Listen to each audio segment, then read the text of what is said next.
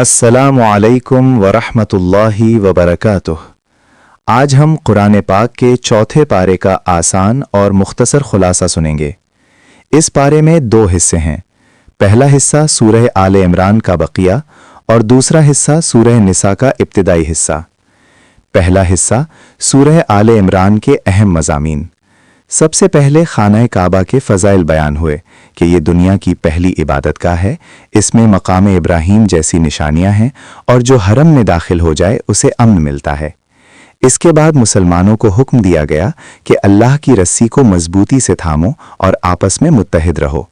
फिर इस उम्मत की खूबी बयान हुई कि ये बेहतरीन उम्मत है क्योंकि ये नेकी का हुक्म देती है, बुराई से रोकती है और अल्लाह पर ईमान रखती है।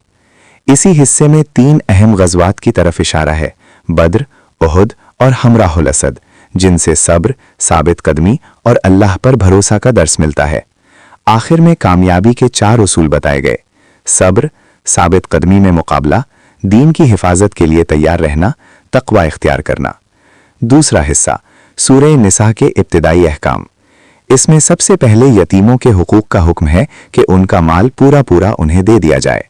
फिर ताअद्दुद अज़वाज की इजाज़त बयान हुई कि एक मर्द 4 निकाह कर सकता है, मगर शर्त यह है कि इंसाफ और हुकूक अदा करे।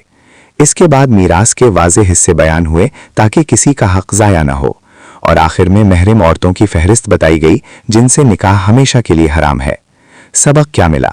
इत्तेहाद, इंसाफ, हुकूक की अदायगी, सब्र और तक़वा, यही कामयाब ज़िंदगी का रास्ता है। अगर आपको ये खुलासा पसंद आए तो वीडियो को लाइक करें, शेयर करें और कुरान समझने के इस सफ़र में हमारे साथ रहें। जज़ाकुमुल्लाहु खैरा।